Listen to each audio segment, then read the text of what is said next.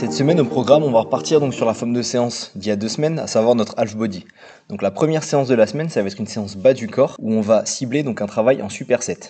Donc à la différence de la séance d'il y a 2 semaines, notre superset il ne va plus être avec un travail de muscle agoniste, mais un superset agoniste-antagoniste. L'intérêt ici, ça va être de pouvoir réduire les temps de repos, d'augmenter l'intensité de la séance en général et d'augmenter la contrainte métabolique. Petite nouveauté de cette semaine, on va intégrer un nouveau principe qui va vous suivre donc sur l'ensemble de vos séances, à savoir la notion de répétition en réserve. Je m'explique. Afin de déterminer l'intensité d'un exercice et de vous conseiller au mieux, ce qu'on va vous proposer, ça va être pour chacun de vos exercices de vous donner une certaine amplitude de répétition en réserve qu'on va chercher à cibler. Donc les répétitions en réserve, c'est simple, c'est les répétitions qu'on est capable de faire ou non à la suite de l'arrêt de l'exercice. Donc si je fais un exercice en 10 répétitions et que ma 10e répétition est la dernière que je suis capable de faire, donc à savoir le repère très simple, c'est la vitesse concentrique, donc la vitesse à laquelle je vais réaliser le mouvement est très faible et que je suis proche d'une vitesse nulle, cela veut dire que je m'approche de l'échec. Pour reconnaître une approche de l'échec, c'est assez simple, on va en fait se fier donc à la vitesse concentrique de l'exercice.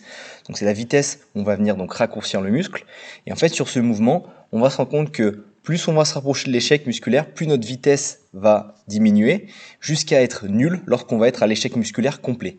Donc cette semaine, pour chacun des exercices, on va vous proposer donc une RIR qu'on va vous prescrire pour chacun des exercices. Au niveau de notre séance, on va donc partir sur notre superset, 3 supersets, donc on maintient cette forme-là, avec 3 à 5 séries au niveau des exercices.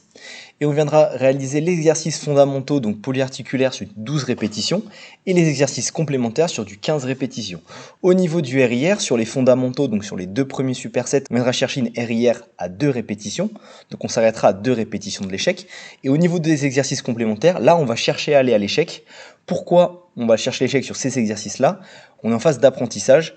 Il est important de noter que le risque de s'entraîner proche de l'échec ou à l'échec musculaire, c'est une dégradation de la technique. Et que ici, réaliser cet apprentissage sur des exercices complémentaires, à savoir des exercices d'isolation, c'est un très bon moyen d'apprendre à se connaître et de commencer à se challenger progressivement. Pour le premier superset d'exercice fondamental, pour l'exercice qui va plutôt cibler donc l'articulation du genou, on va retrouver donc notre Bulgarian Split Squat avec notre réalisation avec un pied en arrière surélevé et le second pied au sol qui va servir d'appui. Au niveau de la réalisation, on maintient les facteurs techniques, à savoir qu'on va chercher à garder l'alignement du genou dans la ligne du corps et on va chercher donc l'amplitude complète. Même règle que la semaine dernière, si on veut gagner donc en travaillant en intensité, on peut soit ajouter de la charge, donc je vous conseille de placer la charge vers l'avant de votre corps, vous gagnerez en stabilité, donc sur un goblet squat par exemple, ou alors tout simplement d'élever le pied avant afin d'avoir une amplitude et une tension plus importante. Et au niveau de l'exercice qui va cibler plus la chaîne postérieure, on va retrouver donc notre single leg deadlift. Toujours les mêmes critères techniques sur notre single leg deadlift, on va chercher à s'abaisser tout en s'étirant de son corps, donc ça va être un jeu de poulie. Quand le tronc va s'affaisser, la jambe va s'élever par une mise en tension des fessiers et des ischio-jambiers, tout en restant en contrôle. Une fois de plus, il est très intéressant sur cet exercice d'y ajouter de la charge. À ne pas oublier que je vous conseille de réaliser cet exercice sans chaussures, parce que les chaussures ont tendance à créer une instabilité qui est inutile. Il faut savoir que c'est un exercice qui est déjà instable de base et qu'on n'y gagne aucun intérêt à augmenter l'instabilité. Un surplus d'instabilité va juste créer un défaut d'activation musculaire et c'est pas ce qu'on recherche ici. Au niveau de notre second couple d'exercices, donc on va retrouver pour cibler notre genou notre single leg pistol box squat. Toujours sur la réalisation, on n'oublie pas, on vient freiner au maximum la descente et exploser sur la montée. Pour les débutants, on placera donc notre box ou notre appui à une hauteur assez élevée afin de réduire l'amplitude. Et plus on va progresser, plus on va chercher en profondeur. Sur cet exercice, il faut vraiment faire très attention au valgus de genou, donc au genou qui va avoir tendance à rentrer vers l'intérieur, souvent par un manque de force au niveau moyen fessier. C'est un exercice qui est très challengeant sur ce point-là, donc c'est vraiment le point technique sur lequel il faut faire attention. L'exercice qui l'accompagne, toujours un exercice qu'on a bien pu voir, le single leg hip thrust.